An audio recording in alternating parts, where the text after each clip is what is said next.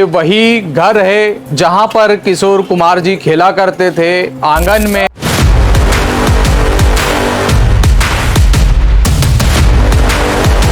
नमस्कार, मैं अंकुश मौर्य और इस वक्त हम मौजूद हैं दादाजी की नगरी खंडवा किशोर कुमार के जन्म स्थान पर गांगुली हाउस पर।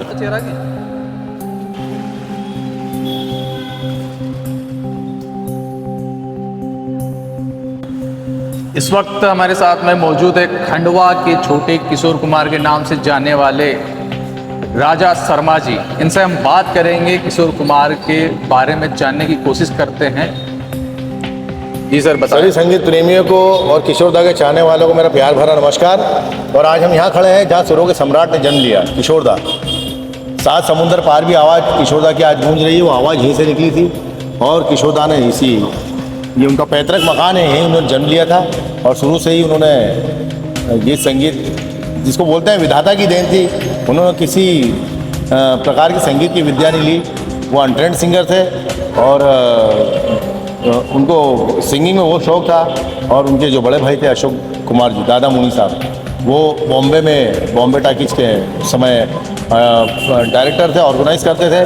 जब भी अशोक कुमार जी आते थे, दादा मुनि साहब, तो किशोरदा उनको बोलते थे कि दादा मुनि मुझे बॉम्बे एक बार ले चलिए और मुझे 2 जन से मिला दीजिए। एक कुंदन लाल जी सहगल साहब से, जो मेरे गुरु हैं, और एक सचिन देव बर्मन साहब से। उनके बड़े भाई दादा मुनि जी उनको कहते थे कि भाई सचिन दा तो मेरी फिल्म में संगीत दे रहे हैं, क्योंकि बंगाली डायरेक्टर थे उस समय, उनका बोलबाला था।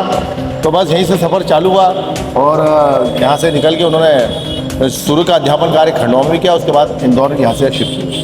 सर, मेरा ये सवाल था कि किशोर कुमार जी प्रॉपर खंडवा के निवासी थे, यहाँ की कई और जगह से आए हुए? नहीं सर, वो उनका जो फैमिली था वो पश्चिम बंगाल से आए थे। और उनके पिताजी पेशे से वकील थे और उनकी माताजी भी पश्चिम बंगाल की थी। मतलब पश्चिम बंगाल से ही यहाँ आए थे और उन यहाँ शिफ्ट हो गए थे।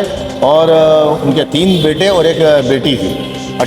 किशोर कुमार जी यहाँ से मुंबई के लिए कब उनको ऐसा लगा कि मुझे एक्टर बनना है या एक्टिंग करने जाना है? कब ऐसा, मतलब उनकी शिक्षा की बात करें तो कहाँ से उन्होंने शिक्षा की और कब मुंबई निकले?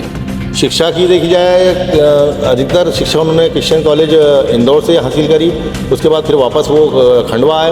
उसके बाद दादा मुनि जी, अशोक कुमार जी जब खंडवा आते थे तो उनको वो गुहार करते थे कि दादा मुनि मुझे बॉम्बे ले चलिए और मुझे वहाँ 2 जन से मिलना है। तो इस वक्त दादा मुनि साहब उनको जब वहाँ ले गए तो 1944 में, जहाँ तक जो मेरी जानकारी में, 1944 में किशोरदा मुंबई पहुँच। मेरे संज्ञान में है बंगाली, पंजाबी, मराठी में भी कुछ उन्होंने गीत गाए हैं और हिंदी में भी गाए हैं। तो करीब उनका सभी का यदि समावेश किया जाए तो करीब 20 से 24 शहर के बीच गाने करीब उन्होंने गाए हैं।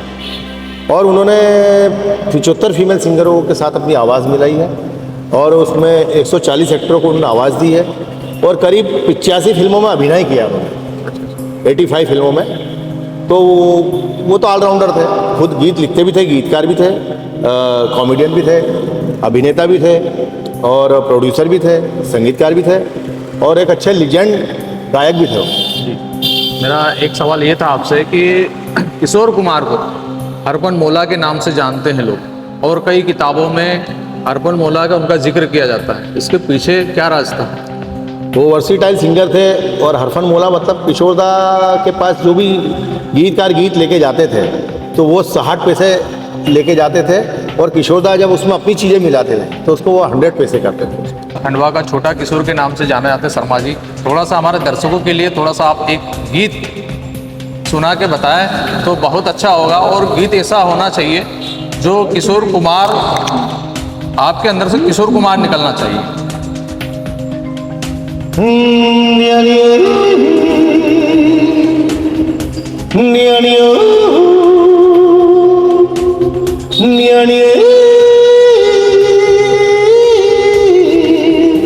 मैं हूँ झुम झुम झुम झुम झुमरू, भक्कड़ झुमरू बन के घुमरू में ये प्यार का गीत सुनाता चला। मंजिल पे मेरी नजर, मैं दुनिया से बेखबर, बीती बातों पे धूल उड़ाता चला। यूडले बागा लूगा बागा, यूडले बागा लूगा बागा, किशोर कुमार जी जो हर गाना गाते थे उनके पीछे कुछ ना कुछ वजह या कहानी या उसका राज छुपा हुआ रहता था, थोड़ा सा आप बताना चाहेंगे दर्शकों को? देखा जाए तो किशोर दा जब गीत की सीक्वेंस देखते थे और पूछते थे म्यूज़िक डायरेक्टर से और गीतकार से कि ये सॉन्ग किस पे दर्शाया जाएगा, किस पे पिक्चराइज किया जाएगा, उस हीरो का नाम पूछते थे और फिर उस हिसाब से वो अपनी आवाज़ को उनके किरदार के हिसाब से एब्जॉर्व कर लेते थे। जो भी एक्टर या देवानंद, राजेश खन्ना, ऋषि कपूर जो भी रहे, उनको अपने अंदर एब्जॉर्व कर लेते थे और उस स्टाइल में वो गाना गाते थे। यदि हैप्पी सॉन्ग हुआ तो वो हैप्पी सॉन्ग के हिसाब से वो गाते थे, वो मतलब सरगमों के साथ खेलते थे वो, मतलब ये बोला जाए कि शब्दों को अपने हिसाब से मोल्ड कर लेते थे, क्योंकि अनट्रेड सिंगर थे, कुदरत की देन थी उनको। वो जैसा चाहे उसको राजेश खन्ना के गीत देख लीजिए, अमिताभ बच्चन के देख लीजिए, देवानंद जी के देख लीजिए, अनिल कपूर साहब के देख लीजिए, ऋषि कपूर के, हर किरदार के चेहरे पे आप जब आवाज़ देखेंगे तो ऐसा लगेगा कि वो आवाज़ किशोर दा की नहीं, वो स्वयं वो जो किरदार है, जो अभिनेता है, उसी की आवाज़ है। 1978 में फिल्म आई थी डॉन, जिसमें संगीत दिया था कल्याण जी आनंद जी साहब ने और उससे गीत लिखे थे अनजान ने।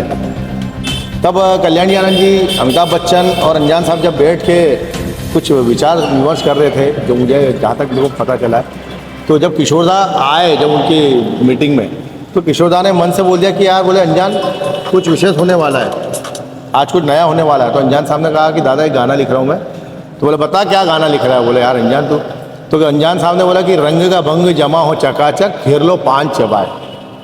तो किशोर दा ने बोले यार बोले तुम बहुत बोर करता। बोले अनजान बोले ये चकाचक शब्द कहाँ से आ गया? बोले ये मैं नहीं गाऊंगा। बोले आगे तो सुनो दादा। फिर अनजान साहब ने बोला कि ऐसा झटका लगे जिया पे पुनर्जन्म हो जाए और खाई के पान बना। तो किशोर दा ने बोला नहीं मैं तो खा के बोलूँगा कि खा के पान बनारस वाला। तब अनजान साहब ने बोला कि किशोर दा बोला आप बनारस की गलियों में जब जाके देखेंगे, वहाँ की खाक छानेंगे तो आपको यही भाषा मिलेगी। फिर जब वो गाना जब शूट हुआ, रिकॉर्डिंग हुआ, तो गाना किशोर दा ने 19 पान खाए उस गाने में कि खाई के पान बनारस वाला। फिर बोले भैया पान बुलाओ। बोले 1 पान 2 पान 3। बोले नहीं 10-12 इकट्ठे लिया। पूरे पान खाने बाद किशोर दा ने जब गाना गाया और गाना गा के वो तुरंत वहाँ से गायब हो गए। तो सब उनको स्टूडियो में देखने गए तो किशोर दा घर पहुँच गए थे। जब वो गाना वो चला तो आज तक नहीं रुका और आज भी वो लोगों के किशोर दा के चाहने वालों पे और संगीत प्रेमियों के दिलों पे राज कर रहा है। खाई के पान बनारस वाला डॉन। जी बताइए किशोर कुमार, इन गलियों में उनका बचपना गुजरा कैसे? वो गलियाँ हैं किशोर दा का, यहाँ बाल्यकाल गुजरा है और यहीं अटकेलियाँ खेलते थे, छुपाछाई खेलते थे, साइकिल चलाते थे, पतंग उड़ाते थे। बोलते हैं मैं छोटा सा मुन्ना। अच्छा। और ये पीछे आप थोड़ा कैमरा घुमाएंगे तो आपको सत्य लक्ष्मी नारायण मंदिर दिखेगा जी। आप उनको थोड़ा सा दिखाइए। बस ये मंदिर के पीछे ही किशोर दा का घर था जी, जहाँ किशोर दा का जन्म हुआ। और इसी मंदिर के बाजू से पीछे से कोई एक गली हुआ करती थी कोई समय, वो उस गली से किशोर दा आते थे। और ये जो दुकान देख रहे हैं आप लाला जलेबी की, जी, यहाँ वो जलेबी खाते थे। मेरा परिचय बादल शर्मा, तो मैं 3rd जनरेशन हूँ जो इस शॉप को रन कर रहा हूँ। और जैसा कि किशोर दा जी को तो मैंने देखा नहीं है, बाकी जैसा दादाजी और पापा ने बताया है तो किशोर दा जी को मतलब इतने मजाकी टाइप के थे। पीछे उनका घर था और यहाँ उनकी मंडली बैठती थी। अच्छा। जब भी वो आते थे मतलब उनके दोस्तों पीछे से आ जाना, लाला जी दूध जलेबी तैयार करना। उन्हें दादाजी के हाथ की दूध जलेबी बेहद पसंद थी। 13 अक्टूबर 1987 को जब किशोर दा ने अंतिम सांस ली थी तो उन्होंने मुंबई में कह दिया था कि मैं रहूँ ना रहूँ मुझे खंडवा ही ले जाना। और उस दिन दादा मुनि का जन्मदिन था और उन्होंने कह दिया था कि मुझे खंडवा ले जाना। तो उनकी इच्छा अनुरूप उनको खंडवा लाया गया। और जब खंडवा लाया गया तो उनके साथ बप्पी लहरी, अमित कुमार, सुमित कुमार, लीना जी और मुंबई से फिल्म जगत से बहुत सारी हस्तियाँ खंडवा में आई थी। और उस समय संगीतकार बप्पी लहरी जी ने, जो कि उनके मामा और भांजों का संबंध था बीच में, उन्होंने कहा था अमित कुमार जी को कि मामा को यहाँ ले आया तो मामा तो यहाँ दाह संस्कार हो रहा है तो ये तो जंगल है, यहाँ कौन आएगा? तो हमारे सुनील साइमन सर जो कि अकॉर्डियन बजाते हैं खंडवा में और रेलवे भारत सरकार में एम्प्लॉई है, उन्होंने कहा था कि बप्पी दा बोले आज हम लोग आए हैं, कल इस जगह पर पूरी दुनिया आएगी। और आज उस जगह पे पूरी दुनिया किशोर दा के चाहने वाले उनकी समाधि पे आके नतमस्तक होते हैं और उनके वहाँ की माटी की धूल अपने माथों पे लगाते हैं। कहाँ से लोग आते हैं किशोर दा की समाधि? पूरी दुनिया से आते हैं, देश के कोने कोने से, अंडमान निकोबार तक के लोग आए हैं। क्योंकि किशोर दा की आवाज़ कोई ऐसा देश नहीं जहाँ उनकी आवाज़ नहीं गूंज रही है।